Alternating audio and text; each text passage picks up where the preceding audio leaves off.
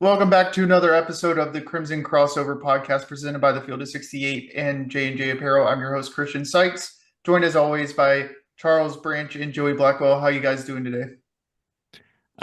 Like I said before, I'm glad we're recording this podcast on a Monday night and not after the game on Saturday night. After 48 hours or so of time for temperatures to cool down and tempers to cool down. Excuse me.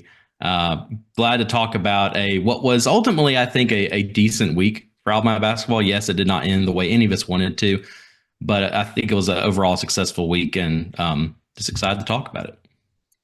Yeah, it was a great weekend. I hope everybody had a happy Thanksgiving. It was definitely a mixed bag. It started out very well as far as the Players Era tournament and definitely ended on a sour note. Um, there's still, I think, a lot left to be desired with this team, and we can continue to talk about how difficult the schedule has been, which it is. But I think this team has a lot more potential, and I know we're about to get into it. But if we had all said, at this point we're 6-2 on the year, I think everybody would have taken that. Maybe you would have thought you lost to Houston and beating Rutgers and beating somebody else, but still, this team from a record standpoint is on track. But I think there's a lot of things that we would like to see as far as how these games are actually played out that would give us some more comfort level. And of course, we're what, 20-25% into the season. We have a lot of basketball ahead of us. So we'll obviously get into the good and bad of this weekend out in Las Vegas here. Yeah, and before we get started, the net rankings dropped today where Alabama ranked 13th.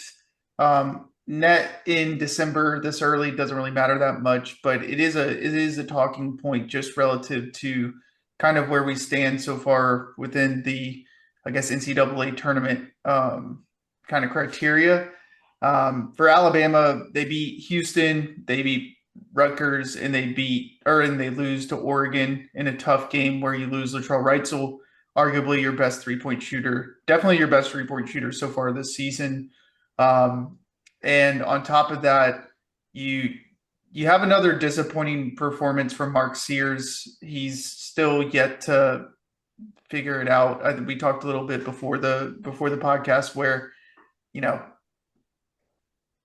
he's a preseason All-American. He's a guy that's supposed to be Player of the Year, SEC Player of the Year, and you're 3 of 14 versus Oregon, and you have an opportunity to knock off Oregon, who's now ranked 12th.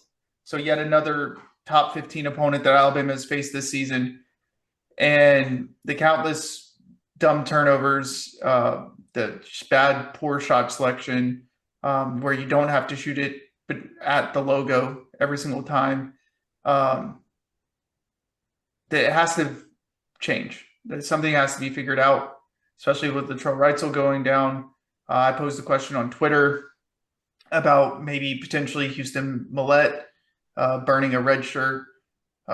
Just overall, I don't think like Charles said, I don't think the record is disappointing in the sense of this is kind of where our expectations were, but Alabama could easily be undefeated, and they're not playing at the level that was expected, and that I think that's the most disappointing thing for me.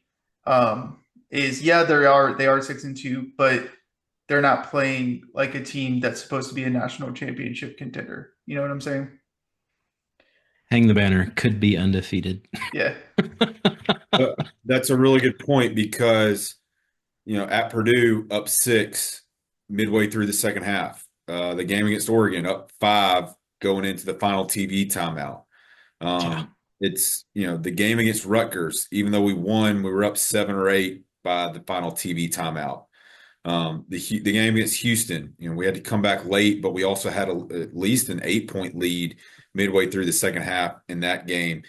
It's been something that this team has really struggled with throughout this year early on is just closing teams out, like valuing the ball, valuing each possession, taking the right shot at the right time, but also getting defensive stops and not just getting defensive stops of forcing a bad shot, securing the rebound, but we continue to send guys to the free throw line.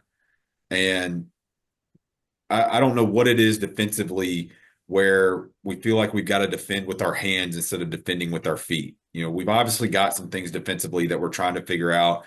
Cliff's learning, playing drop coverage. We've got some freshmen that are learning how to play defense at the college game. It's all just, look, I understand it's a work in progress, but with what we were hearing prior to the season of what scrimmages, what practices were looking like the talent level, it just hasn't quite gotten there yet to what we would like to see. And I think, Christian, you just said it, a comfort level with this team. What's really strange about watching this team is that, obviously we're still, like you said at the beginning of the podcast, we're about 25% way through the season. So it's still early on, even though it feels like we've been playing basketball for a while now. What's really strange is that, early on, you expect a higher number of turnovers because players are still getting used to, each other. I'm still getting used to, especially in a Nate Oates system, the pace of play, particularly for transfers and for freshmen. But the concerning thing to me right now is that we're still seeing those issues. We're still seeing guys that either in transition try to jump off the ball way too quickly, or they don't. It's kind of funny. In a NATO system, you are supposed to play fast, but there is also such a thing as playing too fast that you become careless. And I think we're still seeing a lot of those issues with this team. I would have hoped that by now we would have seen at least a drop off in that. But as we saw in the Oregon game, I think we had 15 turnovers. Guys just weren't able to really calm down or settle in. And so I'm hoping that by the end of the stretch, by the new year, hopefully we'll, after these next couple of games, we do have the 3, hopefully easier games at home. Hopefully that'll be a good stretch for this team to kind of settle in. And then by that point, hopefully Chris Youngblood will be back. Maybe Millette will drop the red shirt. Who knows, Christian? And maybe we'll see hopefully a team that values possessions more than they have these first 8 games. But and the crazy thing is last year's team averaged 12 turnovers a game. And the games that we lost, like at Tennessee, at Auburn, at Kentucky, Tennessee, I think we had 22 turnovers. The other games, probably in the 15, 12 range. They weren't crazy like we've seen in the past where it was 14, 15. But that team averaged 12 turnovers a game. This team's averaging 12.8 turnovers a game. So it's not astronomical numbers. But when you're this efficient of an offense, like you're taking points off the board when you turn the ball over. But a bad shot is so much better with this team than just turning the ball over because bad shots sometimes go in. And the other thing, I'm going to be the boomer that I am of this podcast, I guess. I can't, how many times have we gone to the free throw line this year and gone 1 of 2 from the charity stripe? And it's guys that you would expect to make free throws. It's guys who made free throws last year. I don't know if it's a focus thing. I don't know if it's just like we're not shooting the ball well. Clearly, we're not shooting the ball well as a team from the outside and things like that. But it's just these little things that with the talent we had returning, you kind of expected to be cleaned up early on. And I said it for several weeks, typically by game 7, game 8 is where, Alabama really starts turning it on under Coach Oates. We played a lot better defensively against Oregon, definitely played a lot better defensively against Houston. And look, I give the guys credit for being down 10 against Oregon with Latrell in the locker room. At that point, you maybe had a sense of what was about to happen, but hadn't gotten a final verdict of what his injury was. And you still fought back and you took a 5-point lead. So you definitely like seeing that type of fight and that type of grittiness from this team. But it's just this, you got the game where you want it. It's winning time. Go put the game away. That's what great teams do. They take it to a next level. And I just don't feel like we've seen this team take it to a next level when it gets to winning time yet. Yeah, and to kind of go off of both your points, first point being, that the turnovers being similar numbers last year. I think you said 12 last year, 12.8 this year. that's all fine and dandy. But the problem is not only when you turn the ball over, you're taking points off your board. This year in particular, you're putting points on theirs because our defense isn't as so far this season, it hasn't been as efficient as it was last year. I think Oregon had 17 points off of those turnovers, which that is a huge, huge number that you don't want to see.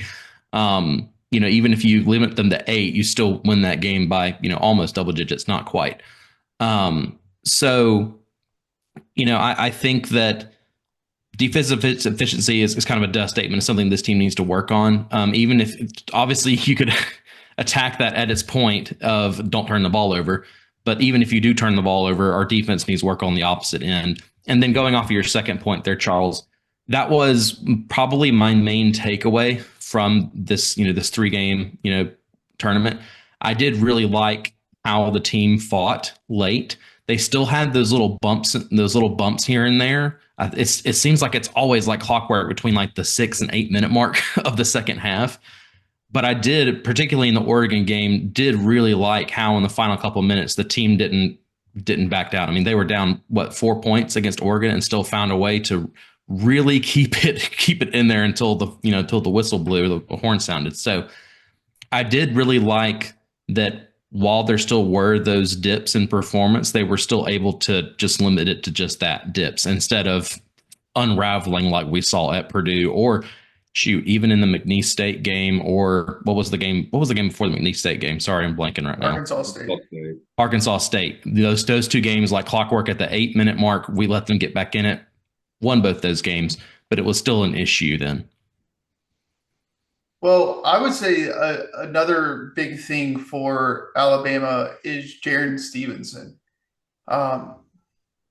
We kind of had alluded to the fact that he just needed to see one go in, and that seems to have been the case. Outside of a air ball that he had versus Oregon, he was 3 of 4. I think he was like 2 of 3 from or like 2 of 4 versus Rutgers as well. And with Latrell Wrightsell going down, Jaron is a guy that's going to have to step up as far as his shooting is concerned, in order to allow Alabama to stretch the floor, because he is effective defensively, but when he's not able to shoot the ball well, then his offensive game kind of struggles a little bit, which makes it difficult for him to be out on the court. With him able to hit shots, then now you have a situation where you can leave a guy that's 6'11", 6'10" out on the court and help you defensively. So I think I'm not too concerned about the defensive struggles. I think a lot of our defensive issues are based off of turnovers, getting us out of position. And really, I think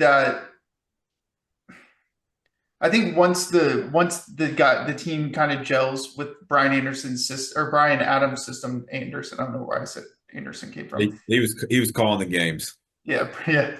Brian Adams' system, I'm not too terribly concerned. We didn't see Alabama's defense really kind of gel, and they even changed it until SEC play. They adjusted what they were doing during at the beginning of SEC play. So is there something that could be down the pipeline with that? Potentially. Who's to say? Especially with Latrell out. So just need Stevenson to get those foul numbers down. Past couple of games, you can be as great as you can, but if you're not in the game the final 5 or 6 minutes, then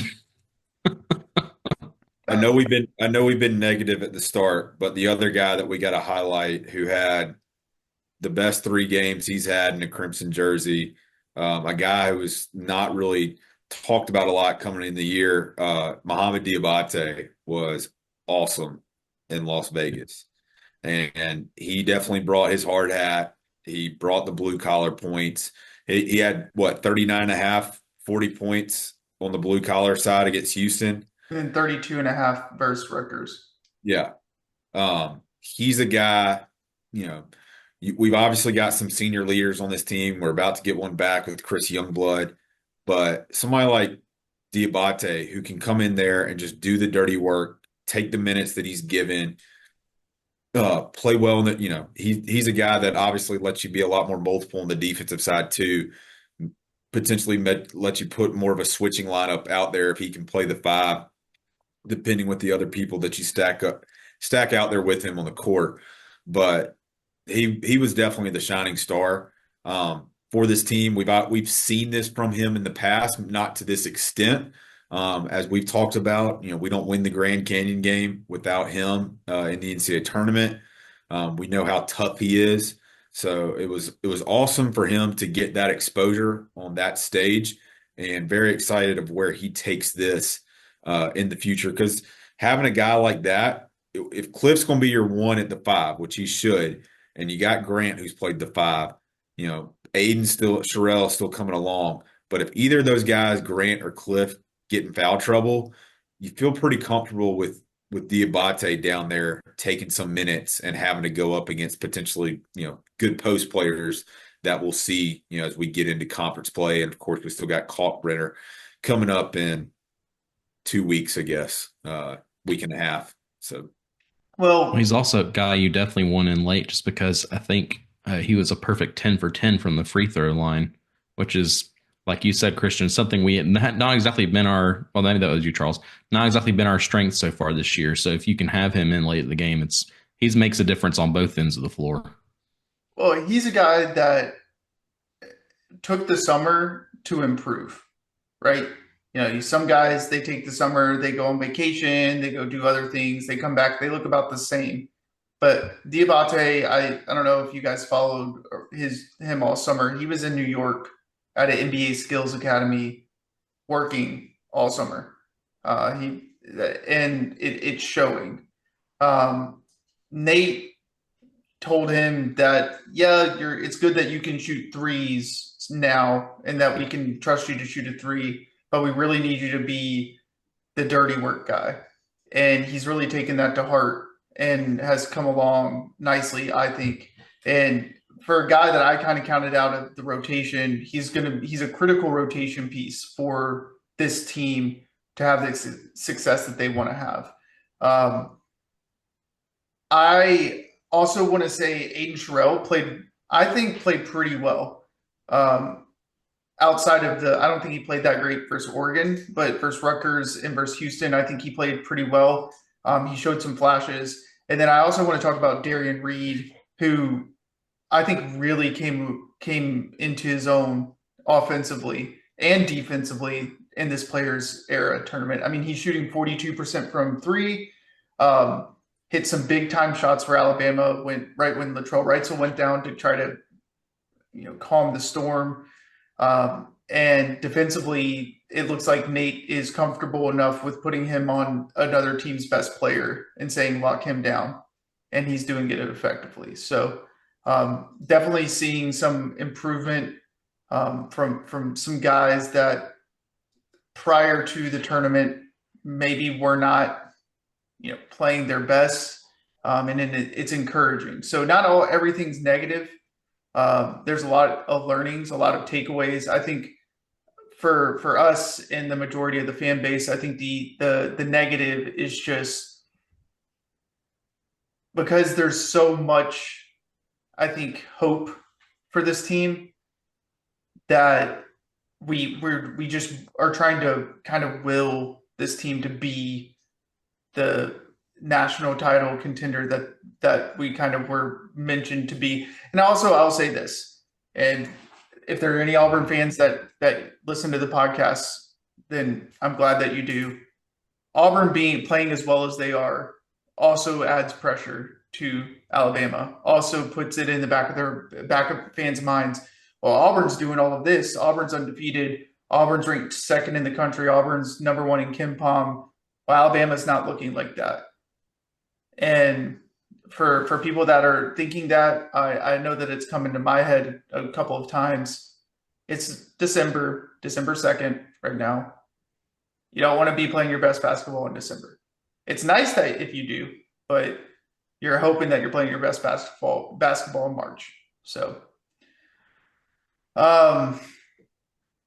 we're getting to the end of this stretch that we've been talking about, this gauntlet of a schedule that we've had. And I think we all agree from a win-loss standpoint, we've navigated it very well. And I think we all looked at this as being, an important part of the schedule to see how we would stack up. Now that we get, we got the game at North Carolina this week, this next 6-game stretch after the North Carolina game, Creighton at home, at North Dakota, Kent State at home, South Dakota State at home, Oklahoma at home, and then Vanderbilt on the road. That's a 6-game stretch with there's still good competition in there. South Dakota State beat McNeese State this year. Obviously, Oklahoma and Vanderbilt are conference opponents. Creighton still, while they're struggling a little bit, that's going to be, a very energized game for the fan base. But that may be the stretch that we finally see this team really start putting it together, because outside of Creighton, there's not any top 25 teams. Oklahoma may be close. Oklahoma's 22nd right now. Yeah, so with the battle for Atlantis, so missed where they are ranked now. So you got 2 top 25 opponents within that, but you've got some teams that you should be able to put away in the first half and can get out there and still compete hard in the second half, but need to start finding a rhythm and obviously put 40 minutes together. But that's what last year's team did in those first 4 games. Even though the defense wasn't there, we were all blown away with how good the offenses was, and they were putting up 100-plus points. And this team doesn't have to put up 100-plus points, but we want to continue to see good ball movement. Our assist numbers have been great, especially in relation to how many field goals we make. It's almost a 1-to-1 every night. But taking care of the ball, not having sloppy passes, because it's not just the turnovers. We've talked about where our passing just hasn't been crisp. 2, so when we're kicking it out to guys for 3, they're not catching it in a shooting position. So that half second not only allows a defender to recover, but gets them out of rhythm of how they typically would receive a pass and shoot.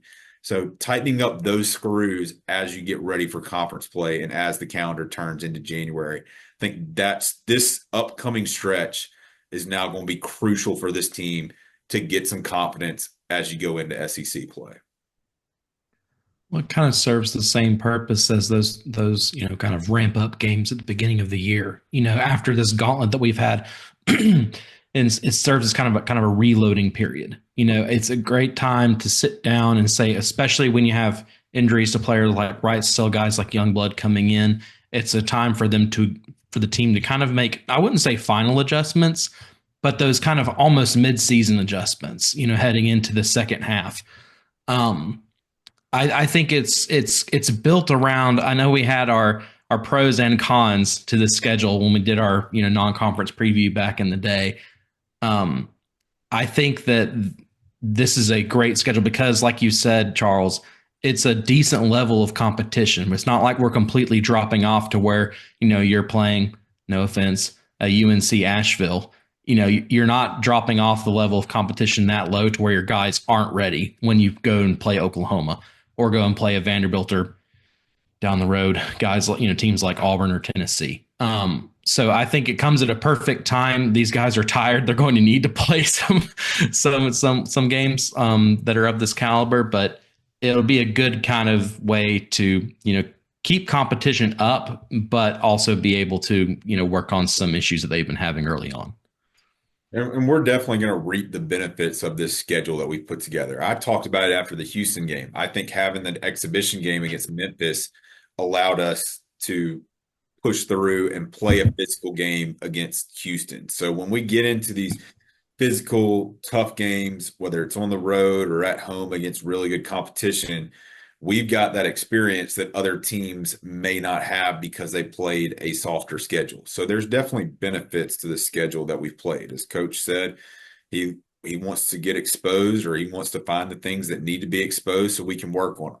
Well, we found those things that have been exposed, and they're now going to go to work on them. And now it's their responsibility to do that work and clean it up so that, as Christian said, we're not playing our best basketball in November or December. We're playing it in March and April.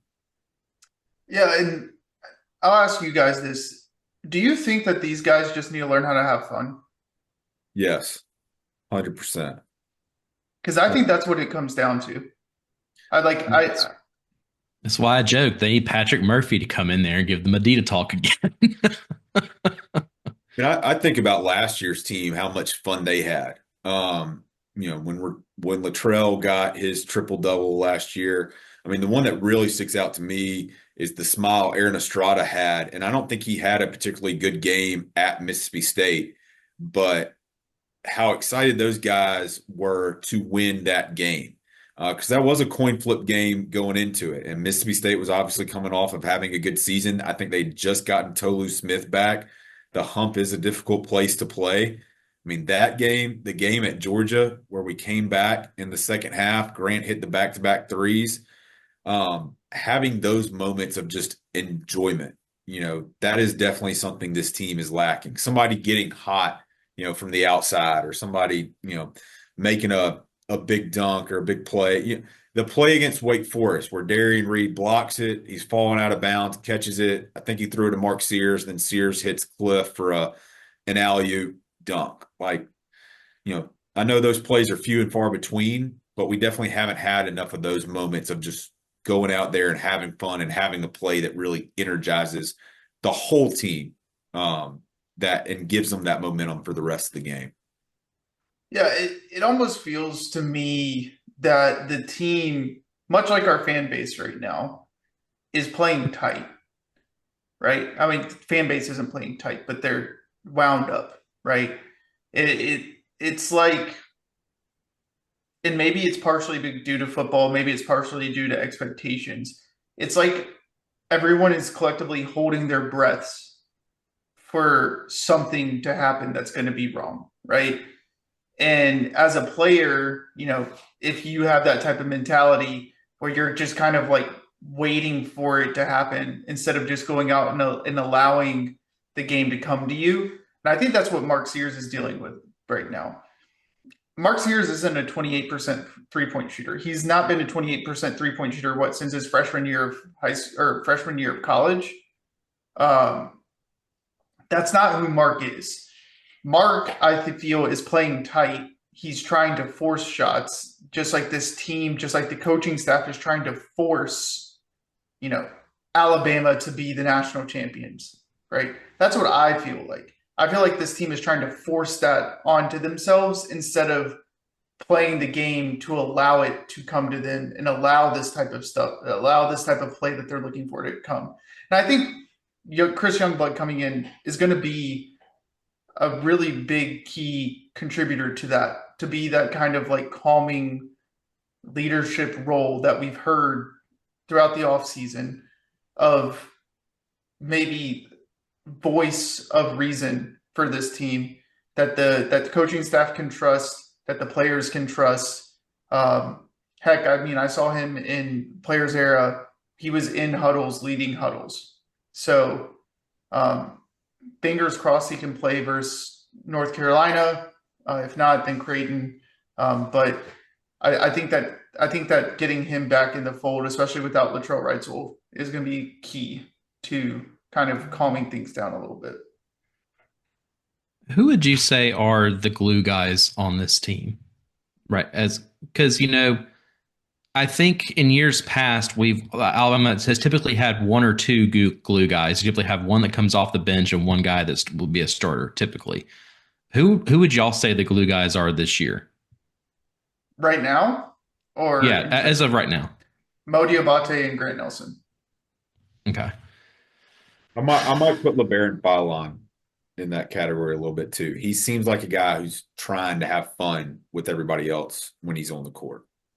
The only reason I didn't include LP is because I think Rutgers, was that the one he went 0-9 in?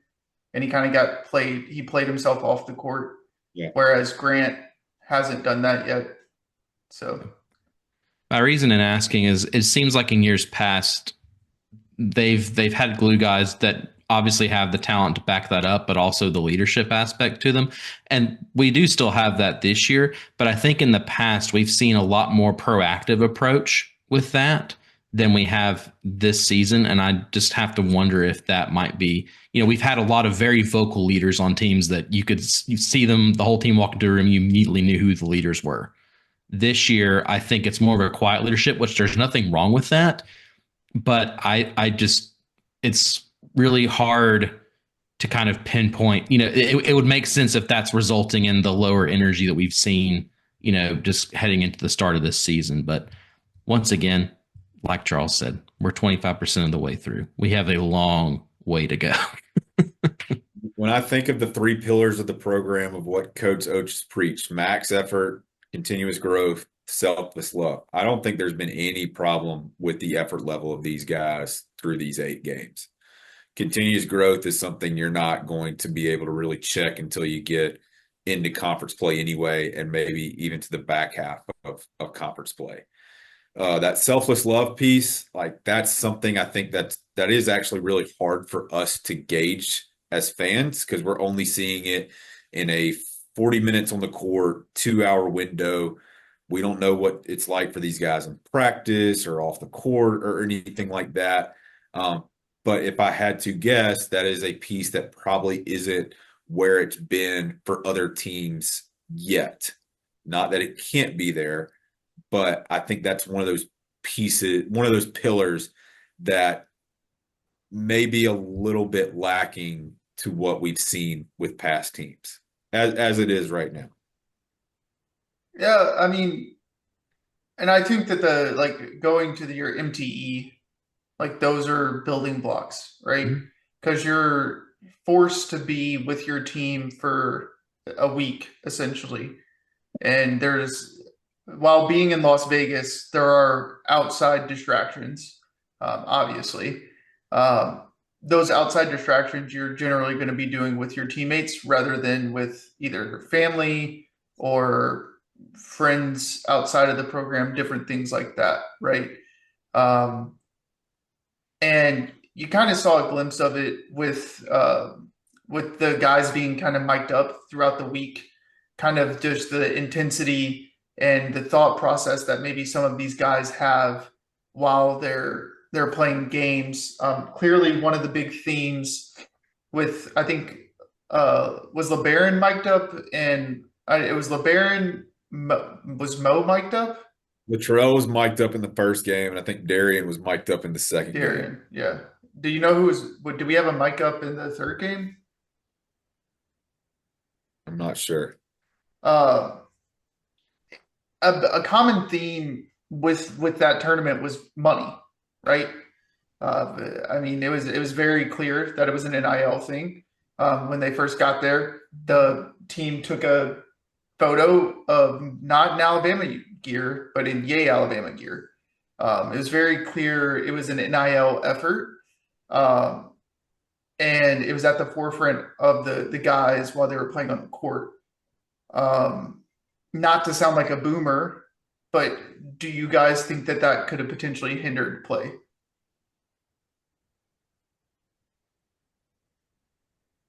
Are you talking about money specifically? Sorry. No, just I the was the thought process of they're playing for money, like that's their focus instead of focusing on basketball.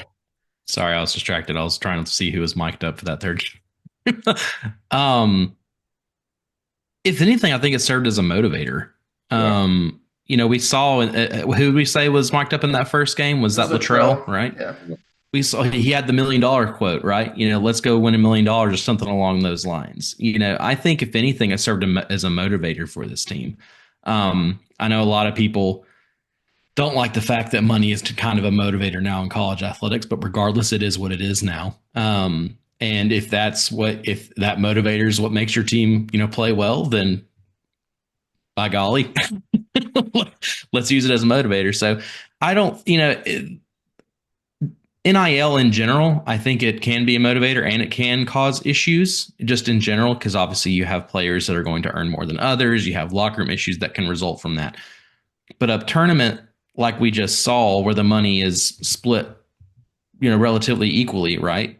It's kind of, I don't believe something like that would be an issue. Charles, you might disagree with me.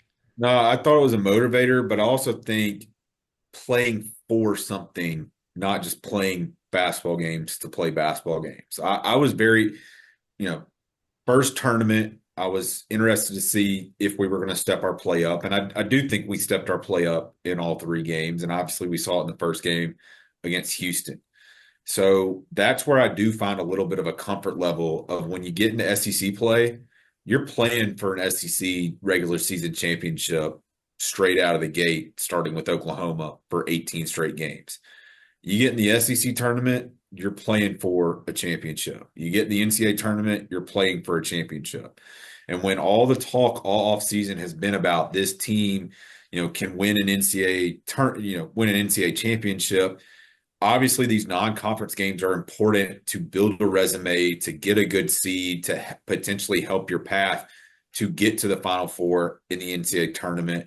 But I also can see where it gets a little bit lost of that you're just out there playing games, and are you really playing for something in November? You get to the Players Era tournament, you're playing for something, even though it may be for additional NIL dollars. It's still a tournament. My hope is that's a switch that'll be flipped as well when you get into the SEC play. I hope it's a switch that stays on throughout the rest of the season. But that was something that I kind of thought we could see going into the Players Era tournament, is playing for something might really help this team. Well, and the reason I ask is because it's been addressed, like things that our fans have talked about. And so I just wanted to get your thoughts and opinions. But the playing for something is something that I think is a really good point, because Nate said it in his post-game presser. Maybe it wasn't a post-game presser, but he said it after the Oregon game, where they have an opportunity to win 4 championships this year, and they failed on their first one, being the Players Era. The next one that they have is the regular season championship, then the tournament championship, and then the NCAA tournament. And so it's very clear to me that the coaching staff is preaching to these guys that you're playing for a championship every single game that you're going out and playing. And I think that that's critical, because I don't think that that's going to cause the guys to take a team lightly, right? We kind of saw Arizona State, McNeese State. Maybe they took those teams a little bit lighter than what we kind of expected. But I almost think that this losing the Oregon game is better for this team long term than if they would have pulled out a win. And the reason I say that is the worst thing that a team can have is a close win where you play terribly. Because it shows the guys, hey, I don't need to, play my best, and we can just go out and win a game, right? But losing a game in which you played terribly, but it was close, allows the coaching staff to have talking points of, look, game was in front of you. You guys made the mistakes and you guys lost the game. Are you going to continue to make the mistakes and continue to lose these games that we need to win the championships that you want to? Or are you need to, like, basically telling the guys they need to step up? So I'm not too – I was disappointed that we lost in the moment on Saturday, but, reflecting on it, just like the Purdue game, at the end of the day, these are all games that are supposed to be learnings for the team, and that's what they're going to continue to be. And I think the only thing I'm disappointed in is, and it's just because we have so much high hopes on Mark Sears, is just the way that he has played the last 8 games. I'm going to be quite frank, is completely unacceptable for a guy of his talent. So that's my only qualm, I think, coming out of the Players Era. Yeah, and I would just say, like, look, nobody's more disappointed in Mark Sears' play than probably Mark Sears is right now. And I think there's a part of this too where we want it as fans because we want to support our guys and we want to see our teams do well. But what Mark has done for this program ever since he got here 2 years ago, you don't want him to go out like this, regardless of where the team finishes. We want to see him finish as strongly as he did last year too. to have a guy considered the national player of the year is something that we rarely get at Alabama. We want this to be an opportunity that he succeeds in, and obviously he's not putting that together yet.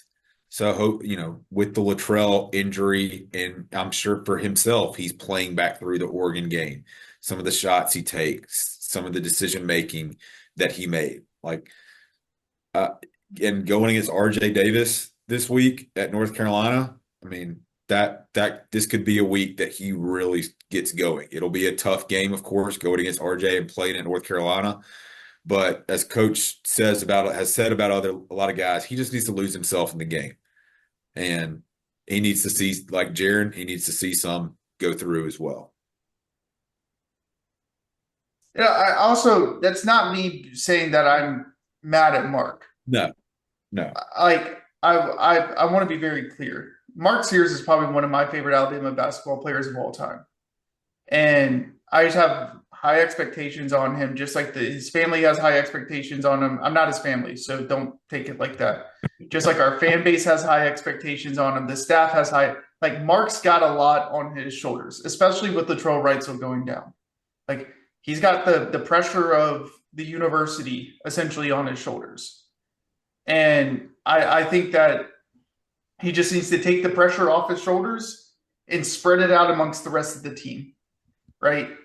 And I think if he can do that, then he's gonna succeed. He's too talented of a player not to be successful, and he'll figure it out. Mark will figure it out. I'm not too concerned, but it's just frustrating that your All-American guard versus Oregon didn't even look like he could dribble the basketball, right? That's a frustrating thing that there needs to be some introspective looks to himself to determine, what he needs to do to be successful. Because when we've talked about Mark in the past, it's, wow, he got 20 points and it didn't even look like he was trying.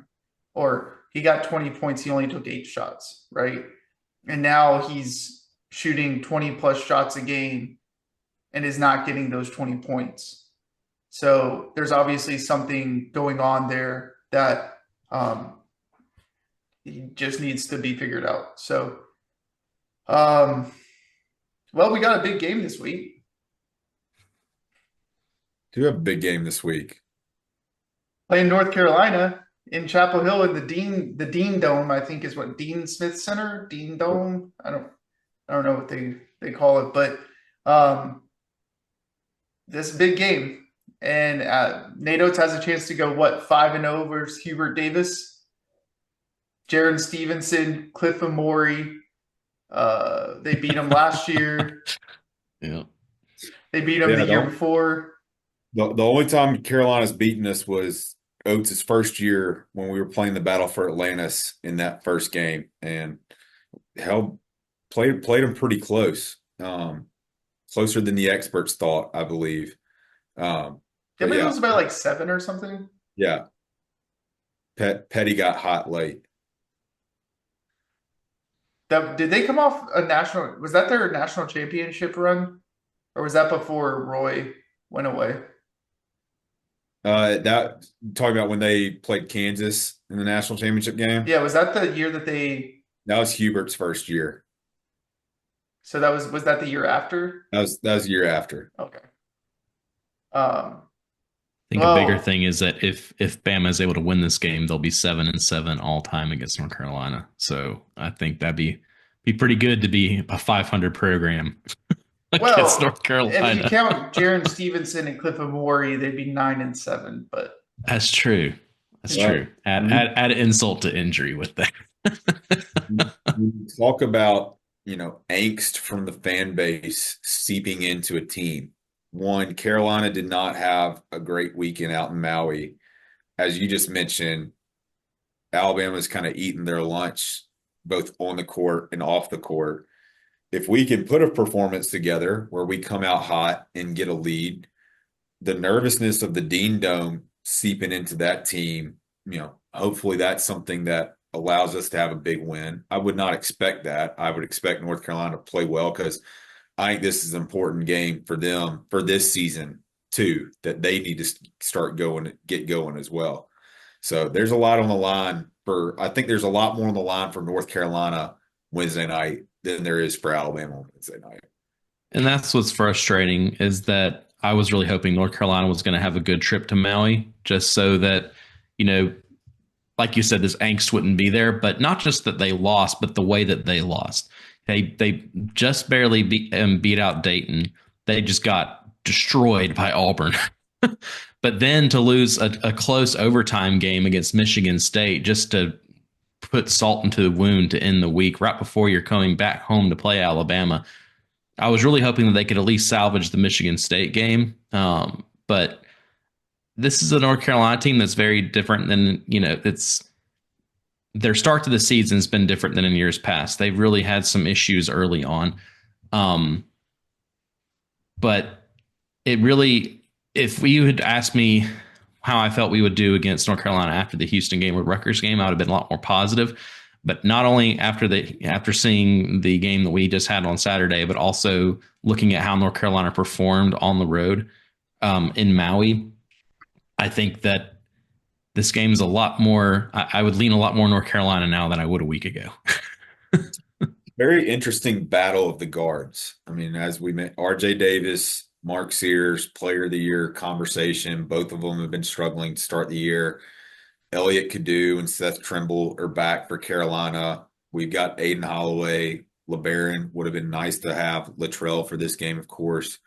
But as you go down their roster, you see why they were trying to pursue Cliff really hard in the transfer portal. That is something that I would expect we have an edge as it relates to our big guys against their big guys. But our ability, for our guards to hold their own, which I think we've got the guards to hold our own. It's another opportunity for LeBaron Philon to really step up and play well.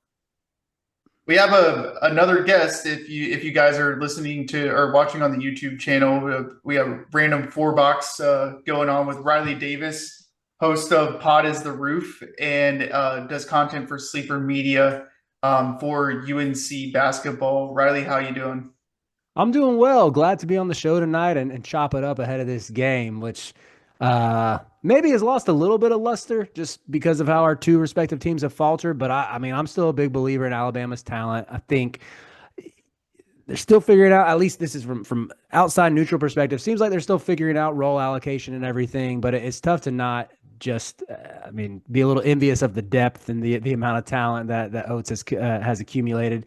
I still think UNC, they're licking their wounds a little bit after Maui and, got some roster holes exposed, but still enough talent on there to compete. And I think they have enough talent to win on Wednesday night as well. So I expect a high level game, and I will be in the building for it, just like you, Christian. So I'm very much looking forward to this one. Yeah, we'll have to grab a drink or something either before or after. I know you have some sure. obligations of sorts. We kind of talked about this before you hopped on. Alabama is 4-0 in the last 2 years last 3 years against Hubert Davis, Jaron Stevenson, Cliff Amori, the 4 overtime game, and then the Sweet 16. How are UNC fans feeling about Nate Oates in Alabama coming to town? Well, first off, go ahead and mark that down to 3-0. We don't talk about that 4 overtime game. That game never happened for all intents and purposes in my mind. I've erased it from my memory. Y'all know it. I know it. That was the ugliest 100-point game ever in college basketball history. Neither offense could do anything. That was a slog. Dude, I congrats to y'all for coming out on top of that. I hated everything about that game, but yeah, it's fun that like there does seem to be an emerging rivalry between the two schools. Like I like that there's a little bit of vitriol that's brewing. In order for a good rivalry to happen, you do need to get some wins. So I need my Tar Heels to come out on top of this one to at least even the score a little bit more. But assuming Carolina eventually joins the SEC, it'll be fun to have this a little new rivalry ready to go. So yeah, I think UNC fans are excited about it, even though kind of like I said at the top, like there's a little bit of pessimism creeping in toward this team. And yeah, sometimes I don't know. I definitely deal with all the typical fan emotions and being reactionary and panicking and everything. And I was pretty bummed after Maui. I was pretty disappointed and thinking like this team has nowhere near the ceiling where I thought could be possible. As I've gotten a little bit further away from it, I have discovered some more optimism. I do think the perimeter unit, the guards, the wings are legit and could pose some issues for Alabama. But yeah, as a whole, I think most Carolina fans are just desperately wanting a win against Oats and the Tide right now. Well, it would help if you had some front court depth. I don't know if we have any of that at Alabama we could give you, but this conversation should be had there. Yeah, I know. It's see, my only thing is I might anger some Alabama fans here, but whatever. I can take it in stride when y'all make fun of UNC. The only thing that drives me crazy is like y'all have been good at basketball for at most 5 years, and you talk like this has just been the norm. Like there are levels to this. This would literally be like, well, if Carolina had a competent football coach the past half decade and had accomplished a little bit more under Drake May, let's say the year that I think Drake May's second year, UNC starts out 9-1. Let's say they finish 11-1 that year or something instead of 9-5. That would be like me beating my chest saying like, "Oh, watch out, Saban! Watch out, Alabama! Them heels are on the prowl." You know, like which like y'all are legit for sure. Oates is building something special, but that's the one thing where I'm like, dog, y'all got to chill a little bit. All I'm going to say is Alabama has a more recent Final Four than UNC. That's all I got for you. All right. Well, 21 is still greater than 1. Last time I checked math. So. Unless you're playing golf, right? Unless you're playing golf. Right. So get 20 more Final Fours and we could have a conversation. Well, so Alabama's kind of maybe not maybe in a little bit better boat than UNC as far as the kind of expectation for the season, right? Mm-hmm. Where Alabama's 6-2, you have kind of a disappointing loss versus Oregon. You lose in versus Purdue at Purdue, and then additionally you lose with Latrell Wrightsell. I think that's probably going to end up being for this season, and so Alabama's fans are kind of in the similar boat, maybe not as bad as UNC fans, as far as there's a lot of tenseness around the program right now, just because this season has been hyped up. Where do you think, from your point of view, UNC needs to go in order to get to the point that that your fan base wants you to be at? What needs to be fixed? A couple issues. One, I mean, we already mentioned the front court. There's yeah, I think going into the year, that was definitely my biggest hesitation with this UNC team. After watching their exhibition against Memphis, this is back in the middle of October, I thought, the front court might not be a strength, but it at least won't be a liability. And it very much looked like that, though, in Maui. I think both on the glass and defensively, just guys not altering shots at the rim. That was a huge red flag to me. But beyond that, like I think the defense as a whole really struggled. If you go back and watch UNC's game against Auburn, they're struggling to guard, Auburn's flex action that Earl was repeatedly going to. Against Michigan State, there's miscommunications on like basic floppy action that you would assume that those guys would have played against most of their lives. And it's just a lot of it seems to be miscommunication on switches. They don't know when they're switching or which, if they're switching 1 through 5 or 1 through 4. And I'm like, no, it's not meant to be like an X's and O's, me posing as an X's and O's genius by any means. This is just kind of what I observe. Yeah, what it looked like to me. So maybe I'm off on some of this stuff, but at least that, to me, my diagnosis would be more so just miscommunications and ball screen coverages, miscommunications navigating through off-ball screens as well. That's the main thing that I'm like, with Carolina having the week off between their last Maui game against Michigan State and welcoming Alabama to Chapel Hill, figuring out this defensive scheme, because we saw Hubert Davis do this last year. UNC switched 1 through 5. I want to say their first 7 or 8 games, maybe even 10 games of the year.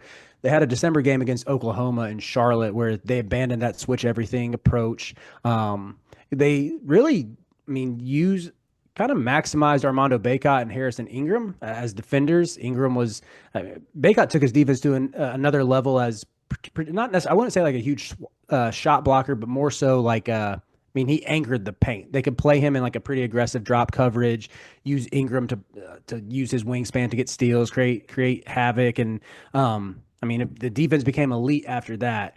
The only problem is they don't have a Baycott type defender on this team, but I still think there's a chance this staff can get into its bag to figure something out. So correcting the defense is issue number one. Number two is like with those front court issues, you got to start Drake Powell at the four. I think he's the projected lottery pick. You saw the flashes in Maui. He's already an elite perimeter defender. He still has his moments, like any defensive lapses that freshmen go through. But he's a great athlete who's growing in confidence on the offensive end. And he's a little bit undersized at that position, but I just think for this team to hit its ceiling, it's got to start leaning on not just the veteran backcourt, but also these five-star kids who can hopefully cover up some of the issues the front court is having. So I would assume too, Alabama's Mark Sears has not gotten off to a great start. Mm-hmm. RJ Davis has not gotten off to a great start. They're getting their points, but it's taking a lot more shots and they're not being efficient. Why do you feel like both those guys have maybe struggled at the start of this year? I think that's a great question. And in some ways, it's like, yeah, they're almost mirror images of each other. I know kind of the debate down the stretch of last year was like Sears or Davis, which one's the better guard, who's the best guard in the country. Man, give Sears a ton of credit for how many fouls he drew last year. Like he was just on a mission getting into the paint, so physical, especially for his size. Love watching him play in general. I think RJ, I gave Sears the edge last year just because he won the head-to-head battle. I would say RJ has largely been better at shooting and making difficult shots, whereas Sears is more efficient. He's able to get downhill easier. At least for RJ, I think he's some of the added attention without Baycott, like the gravity of Baycott on ball screens even, that opened up a ton for RJ to where now teams are like hard hedging screens more or hounding him a little bit more without the threat of the interior presence. I don't know. I mean, I've watched Alabama a decent bit so far. I don't think like Sears is necessarily taking bad shots. They're just not going in as high of a clip. But is there anything that y'all have noticed that you're like, oh, here's Sears' issue? Because part of me I don't want to just resort to like the hot takey, like, oh, they're two fifth-year guys. Of course, like all these fifth-year guys are struggling, which it is odd at the amount of fifth-year guys who like haven't started out guns a-blazing this year. But I don't think it's that simple. I think our conversation that we had prior to you jumping on is we really think that Sears is kind of just forcing it a little bit too much. Where there's like with Alabama, I mean, North Carolina has had these types of national championship expectations previously. This is really one of the first times that Alabama has had that, with all the joking that we do. Like this is a new territory for Alabama and for this program. And Mark has been very vocal about the reason why he came back to Alabama was to win a national championship. And I think that there's a situation where Mark is just trying to kind of will that to happen instead of allowing it to come to him, which is what Mark does so well, is allowing games to come to him. So at least that's my opinion on kind of the issue that Mark has had so far this season. Yeah, it makes a lot of sense. One of the things that Alabama did early on in the game last year in the Sweet 16 is they let Elliot Cadeau and Seth Trimble attempt three-point shots, and they made them. What have you seen as far as the growth of those two guys paired with RJ Davis? You talked about the guards are the guys who are leading your team. How have those guys improved from last year to this year? Yeah, Cadeau he started off the season so well. Like he had two pretty bad games in Maui. But I thought he played really well at Kansas even. Like I think he only shot 3 for 10, but I think shot 7 free throws that game, I want to say. Got downhill really easily, had 7 or 8 assists, and that's it seemed like at the start of the year he was waking up with like 7 assists just right off the bat. Looked way more comfortable running the offense. It had a like really steadying presence that I thought affected the rest of the team. He's made 6 threes this year. I think he's 6 for 16 on the season, so already a higher percentage. It probably took him like well into conference play to hit 6 made threes last year. So he's talked a lot about his improvements that he's made, or or more so, I guess, the way he worked at it this summer. I think there was some minor mechanical tweaks where he's like not leaning forward as much on his jumper. That was something he had shared, I think, after UNC's first game with like working with his shooting coach and everything. That being said, like he's definitely going to want to put Maui behind him. Played really well the second half against Michigan State, I thought, but definitely came undone a little bit against both Auburn and like the first half against Michigan State. And even the game against Dayton had like 4 or 5 turnovers in the first half, which really never seen him do that. Like for as much as he had shooting struggles last year, was always good at taking care of the ball and has always been an excellent passer. So, I think teams are able to frustrate him in Maui. That I would guess is a point of emphasis coming out of this one.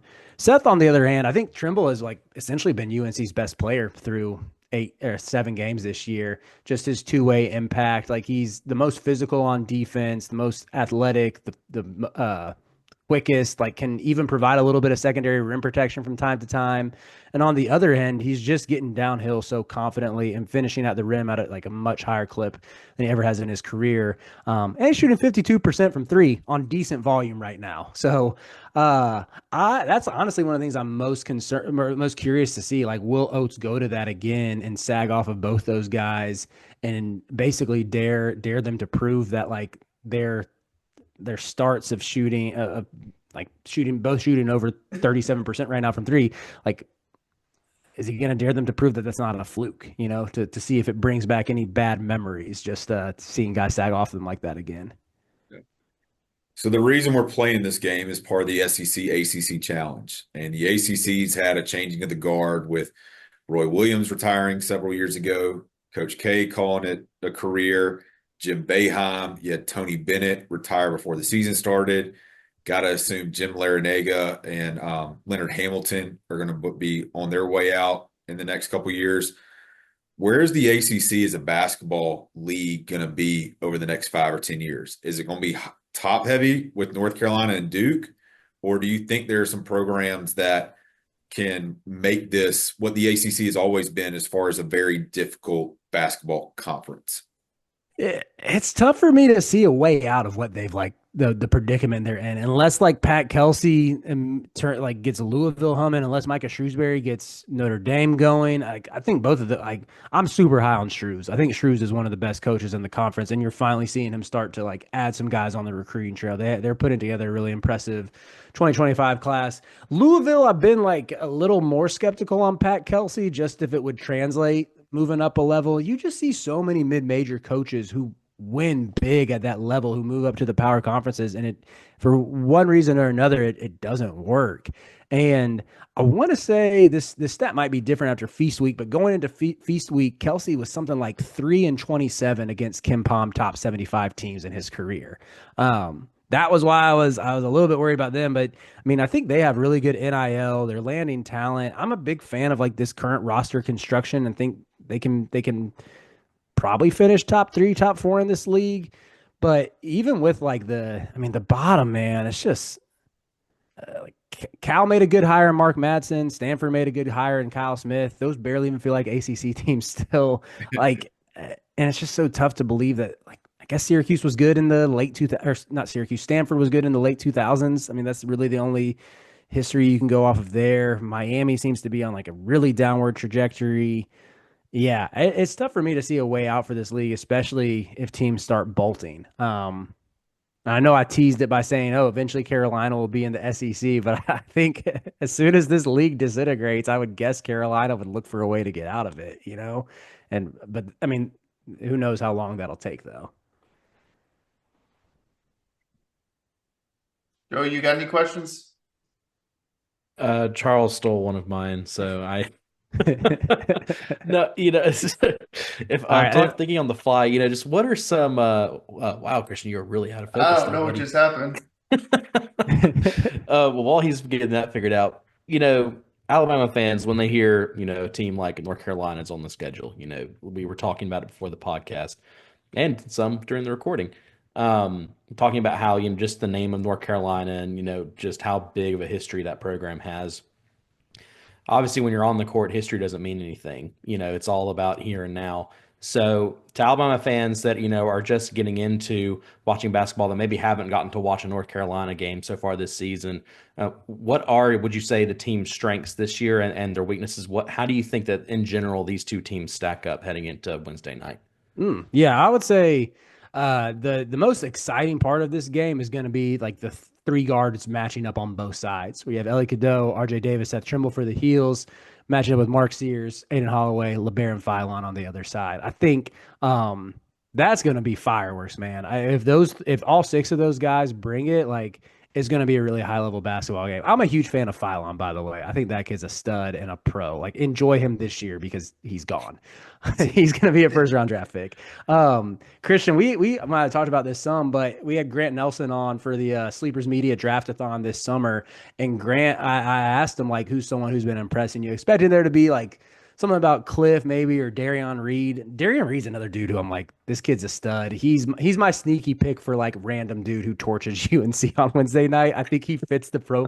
Like it just seems like the last couple of years, there's always some like random 6'6", 6'7" wing with a big time pedigree who's maybe been a little bit quiet. I think Reed's been really impressive whenever he's got on the floor. That's not a knock on him, but who just comes off the bench and I don't know, make some big plays against UNC. I'm locking that in as my official prediction for this game. But yeah, I was expecting to maybe talk about Cliff, maybe talk about Darian Reed, but he immediately says LeBaron Philon. I'm like, this has to just be preseason hype. Like you sign Aiden Holloway, a former McDonald's All-American. You got Chris Youngblood, who's played on tournament teams. You got Sears, who's going to be getting the bulk of the shots up in the backcourt anyway. Like Bill Self didn't want LeBaron Philon. He took AJ Storr over him instead. Like Philon's a top 40 kid, and it turns out Grant's eyes weren't deceiving him. I'm just such a huge fan of that kid's game. But that's the main matchup I would look for. Carolina pushes tempo a lot. They're always looking to run. I think they're 7th in tempo on KenPom right now, and I know Oates likes to push tempo as well. So I would expect this game to, the possessions to be like in the 80s. Both teams probably cracking 90 points. What it comes down to though is like, I know Alabama clearly has the front court advantage, whether it's Cliff at the 5, whether it's Grant at the 5, whether it's Aiden Sherrill at the 5. I think Alabama has the advantage with any of those three. But I know Bama likes to play a lot of drop coverage, and I thought Keyshawn Bartholomew in that Oregon game exploited it a little bit. And like last year, for instance, RJ Davis was money shooting those pull-up jumpers off of ball screens. He was money shooting floaters off of ball screens. And if he can get that going, I think I will say UNC needs him to get that going to attack this defense and if they want to win this game. Well, I would agree with you on that. And LeBaron Philon was a guy that we highlighted in our preseason as a guy to watch out for. And I don't think any of us expect him to play at the level that he is playing at right now. For Reed, I think he's been kind of a surprising player, not necessarily because like he's like an unknown player. Like obviously he's a 5-star player. He was a top 10 player in the class, but he's shooting 42% from 3 so far this season. Now it's low volume, but it's still 42% from 3. Whether or not he can find some type of offensive game would be, if Darian Reed does what you say and explodes offensively, I'm not joking. Alabama might win by 15 because Reed has not been that offensive guy this season. For me, I think a guy to look out for is the hometown guy, which is what Charles has been saying, which is Jaren Stevenson. I think that he is going to be a key cog in this Alabama team, especially if Chris Youngblood isn't available with Latrell Wrightsell most likely done for the season. Having a guy that can kind of step up and shoot and be effective from deep. I know he did go 3 of 4 with 1 air ball in the last game, but if he can get 5 or 6 shots up and hit 3 of them, I think that's crucial for Alabama to be successful. I like that pick. I don't know. There's just something about Reed that he strikes me as a guy who's going to rise to the occasion. And I don't know. I'm not necessarily like. I think there's a chance that could lead to. I don't know. Maybe this is a cop out. It could lead to Alabama winning by 15. It just still depends on like what's Grant Nelson going to do. True. Is Sears going to get right? Nelson is another curious case to me, to where obviously he was the one who destroyed UNC in the second half of the Sweet 16. Really interested to see how Carolina defends him. Again, on one end I'm like stick Drake Powell on him. On the other end of it, I want to see Powell on Sears for some stretches, just to put a little bit of length on him, like Oates did with Rylan Griffin on RJ Davis last year.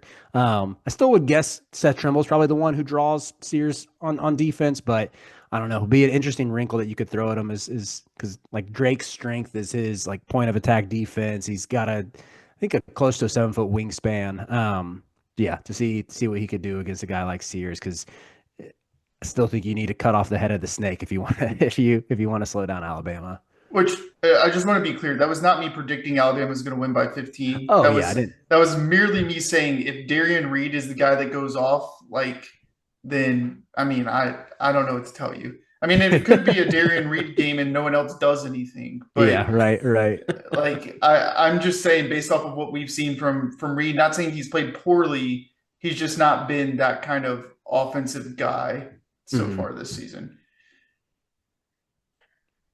All right, so as Alabama fans get ready to head to Chapel Hill, we want the Riley Davis tour. What should they do before the game? Any good spots to go eat? And when they get in the Dean Dome, is there anywhere they need to visit or go check out before they get to their seats? Oh, that's a great question. I would say places to go eat. Well, for one, it depends on like if you're looking for the basketball like site to see is the Carolina Basketball Museum. It's literally right next to the Dean Dome.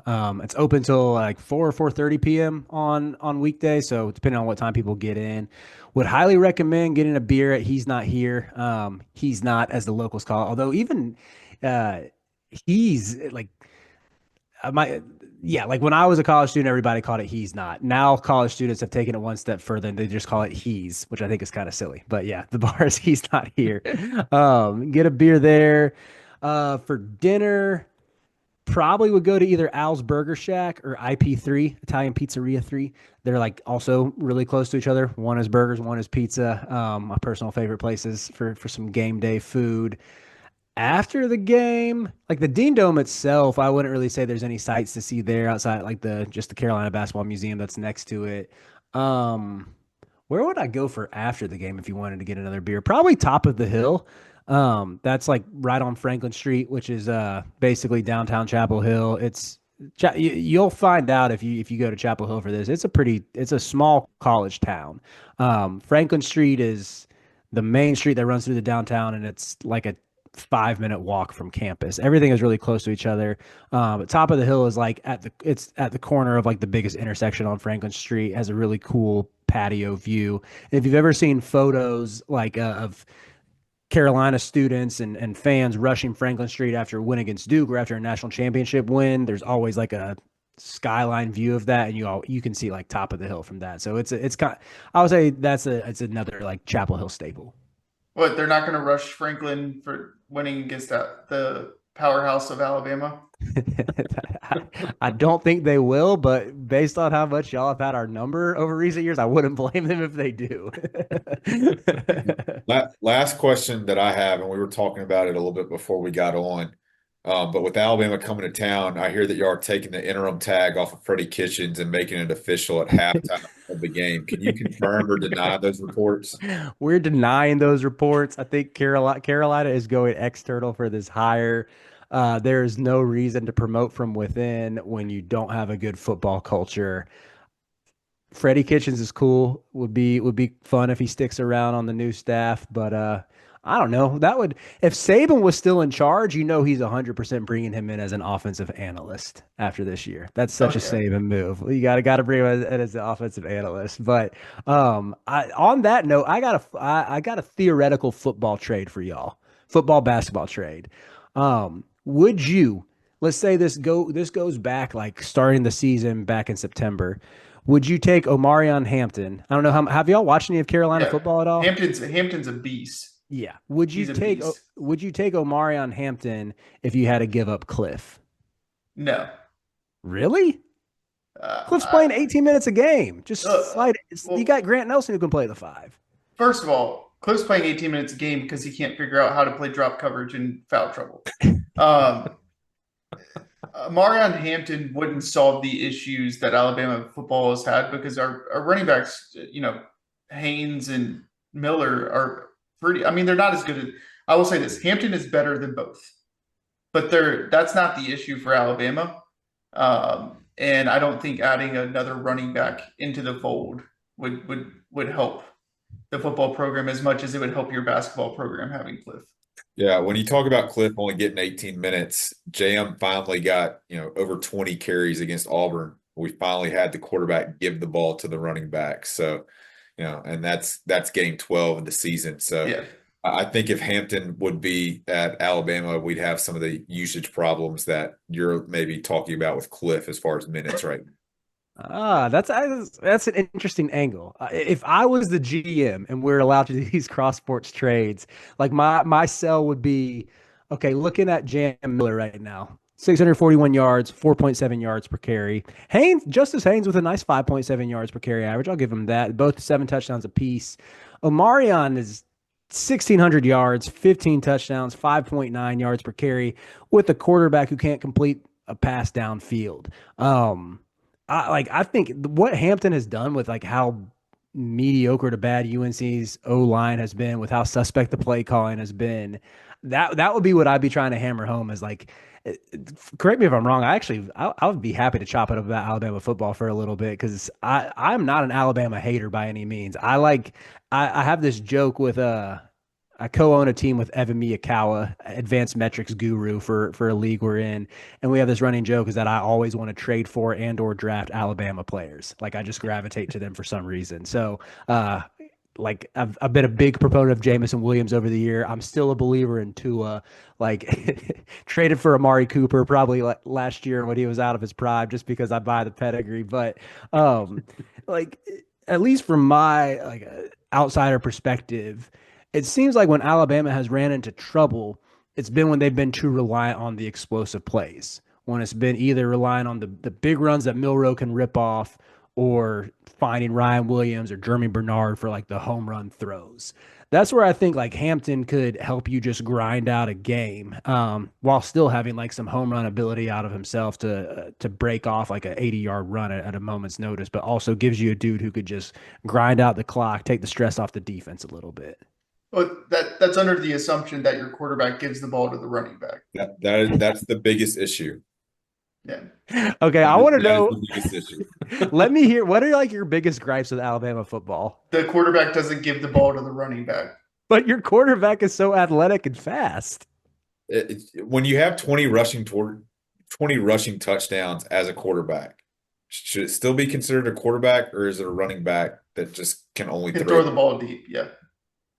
No, the biggest gripe I think for Alabama football, and we don't talk about Alabama football normally on the podcast just because basketball, but the biggest gripe for Alabama football is the team goes as Jalen Milrow goes. Jalen Milrow, if he's not completing a pass, he's bad. If he completes a pass, he's good. And when he's not completing a pass, he doesn't give the ball to anyone else because he's trying to prove that he can complete a pass. And so that, like, while Hampton is a really good running back, right? And I think that he's better than Haynes, and I think he's better than Jam. When you're comparing Haynes and Jam, you also need to put Jalen's rushing stats in there as well, because he's also part of the rushing attack for Alabama. And that is the kind of issue that we've had is when we're running a read option with the quarterback, 90% of the time is go to the quarterback. I'll try to bring it back to the basketball court a little bit. Jalen, from a basketball standpoint, is the streakiest three-point shooter. And he's kind of like KD Johnson was at Auburn.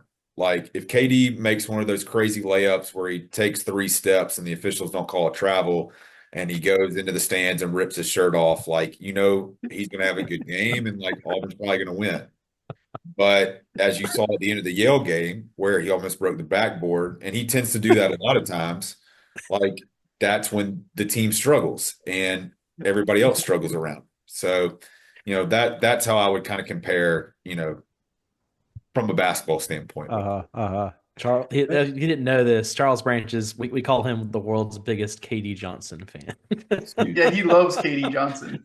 He compares really well to my favorite Alabama basketball player, Avery Johnson Jr., as I told the group last year.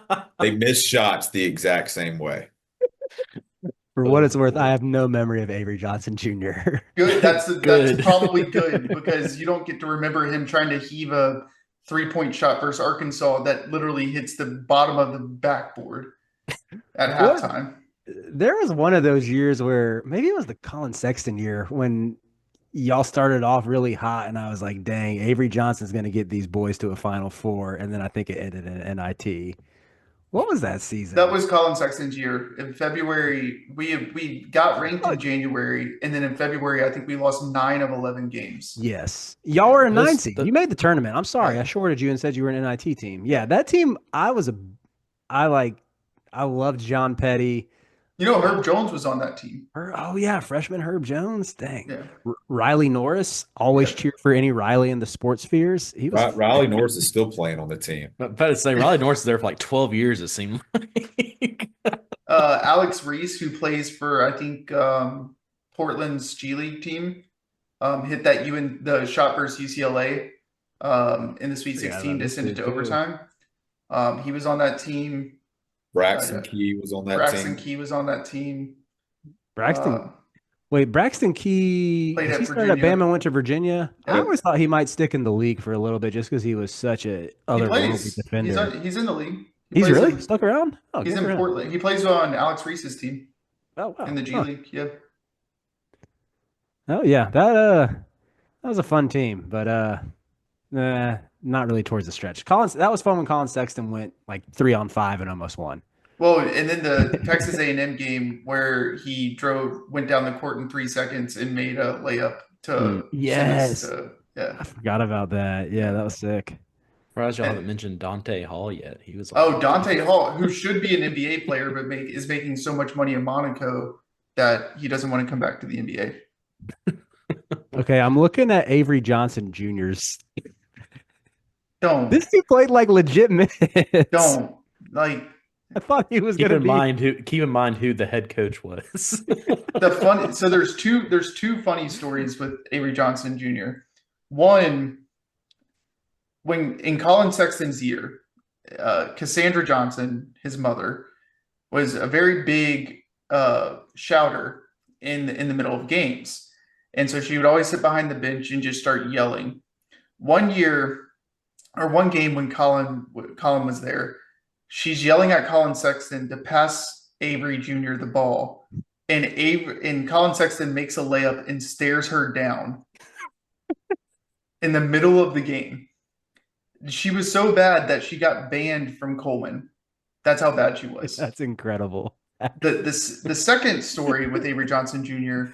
is Nate Oates comes in the offseason or a couple off seasons later.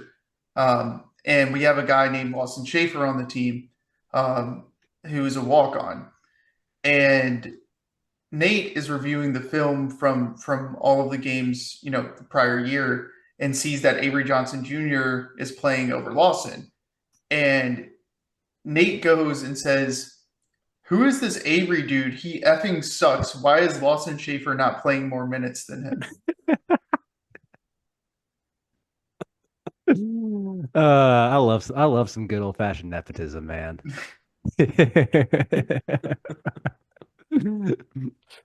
Yeah.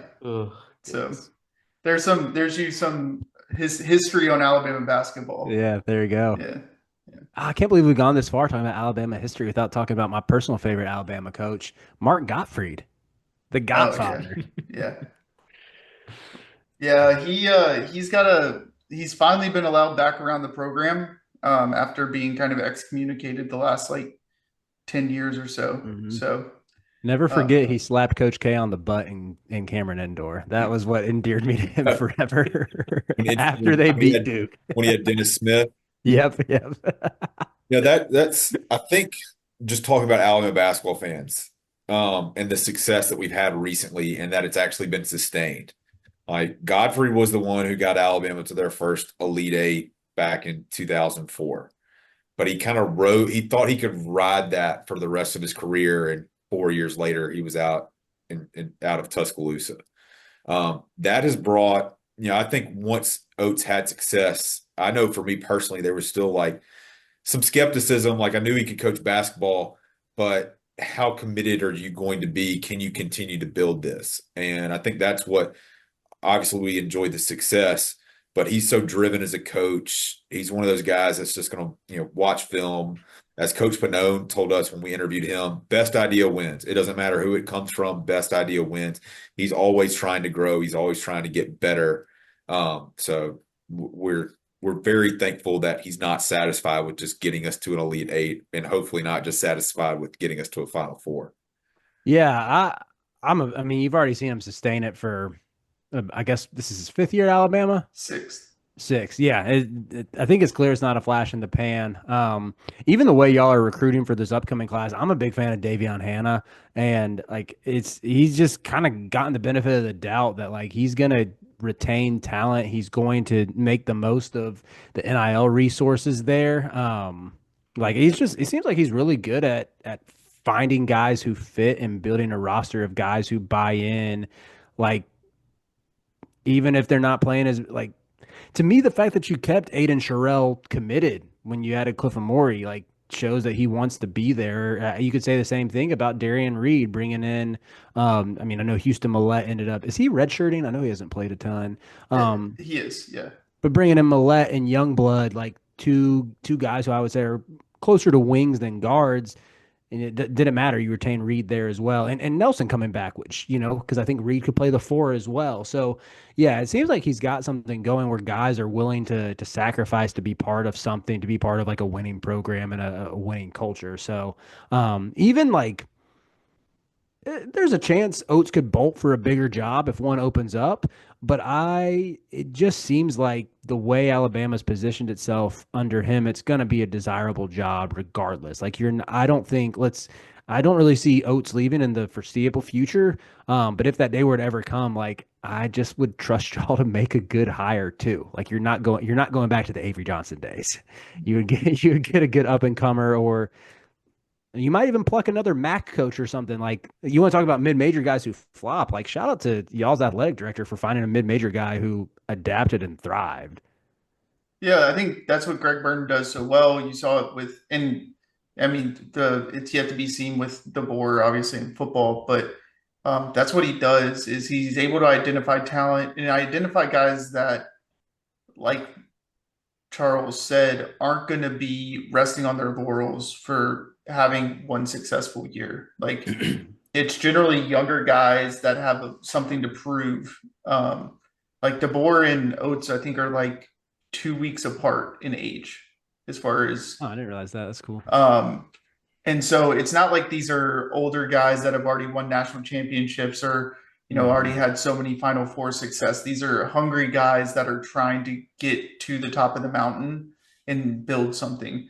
I do know as far as like Oates leaving, there was interest from Kentucky. It did cause some pause for him, but ultimately, I don't really think that either side really kicked the tires on that per se. But there was at least probably like agent dialogue, if that makes any sense. But the only thing I think Alabama fans, and we've talked about this kind of ad nauseum, is I really have to be worried about is probably Michigan State, just because that's back home. That was the one that I kind of had my eye on as well, just knowing where he's from and everything, and that Izzo probably won't coach forever. Well, and Izzo and him have a really good relationship. Like Izzo's been like a big mentor to him. And then the other one would be the NBA, right?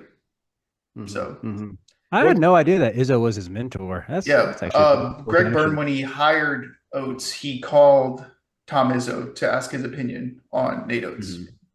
Gotcha.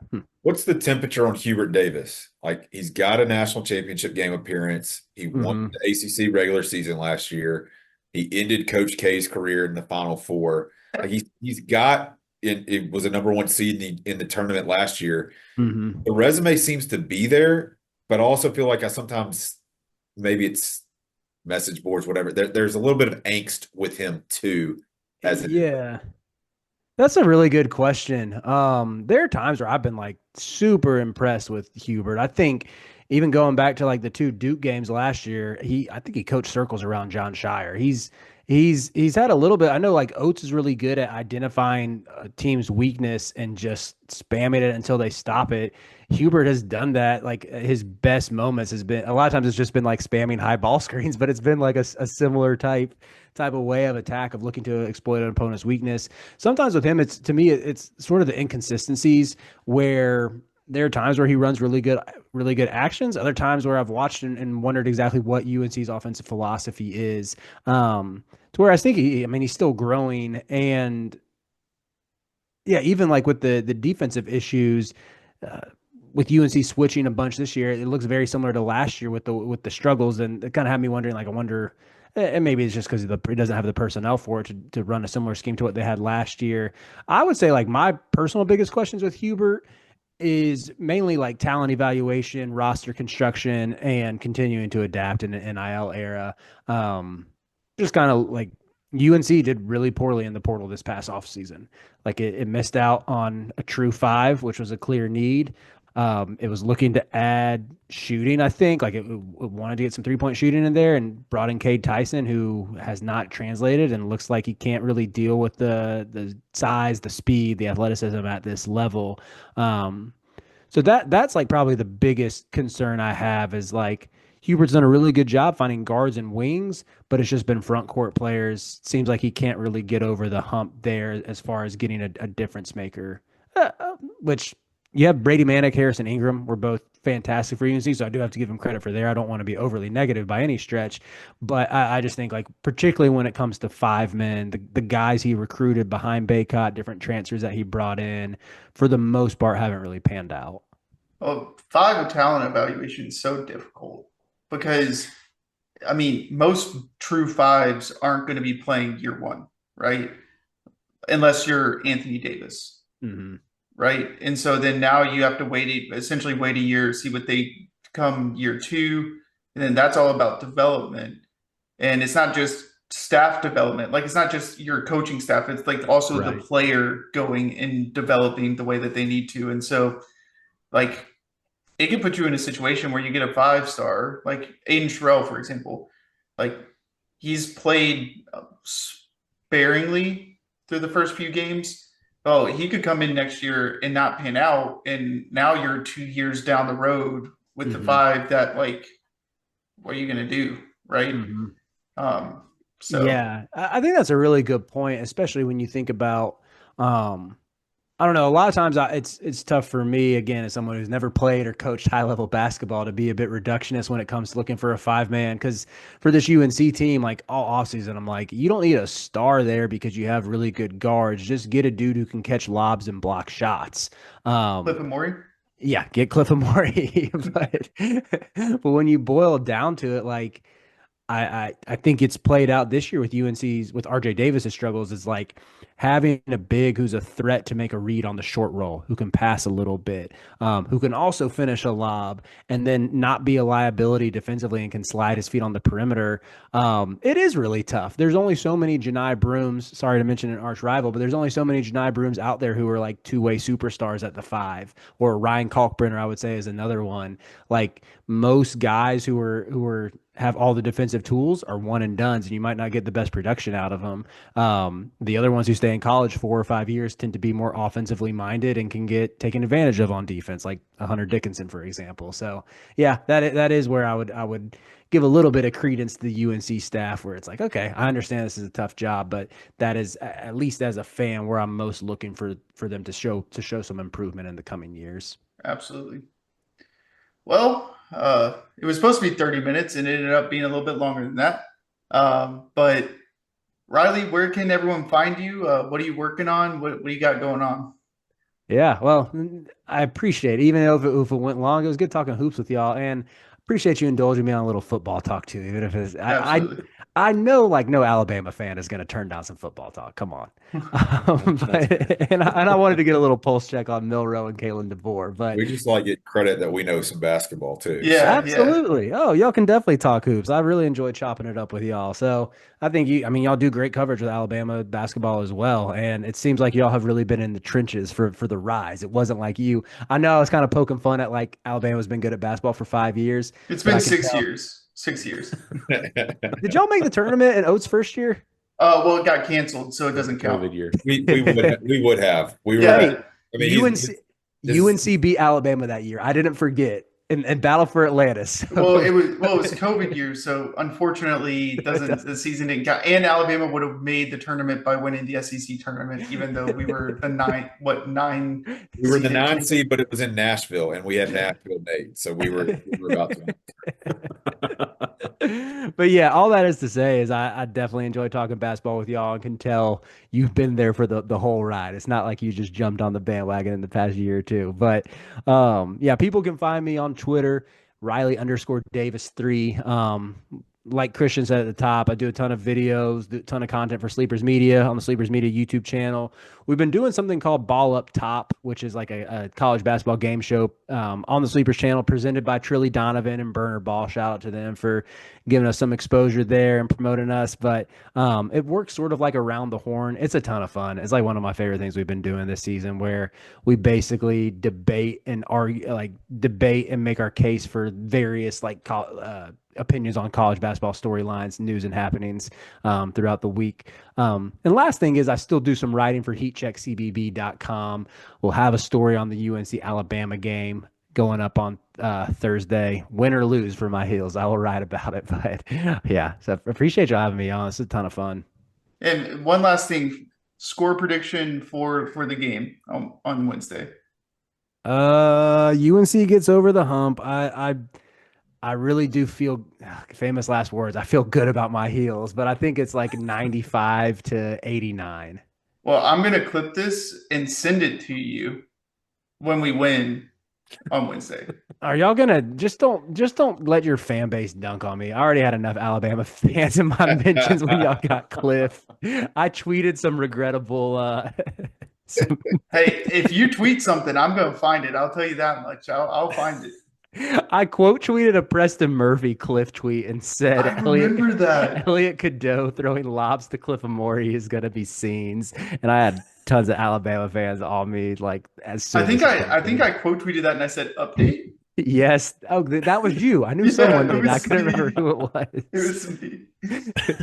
Preston. yeah. Preston went back and liked the tweet too. Oh yeah. He's known for that type of stuff. But we really appreciate having you on, and I'll have to text you. We'll meet up Wednesday. But everyone else, I think we're good to sign off. For everyone listening, we'll probably won't have a post game space at Wednesday just because I'll be driving back. So I'll try to do something on Thursday, and then obviously we'll have a podcast coming out on Saturday. But with that, I think we're good to sign off and roll Tide. Roll Tide. Go ahead, Riley. You can get a Go. go heels. Go Heels. Roll Tide.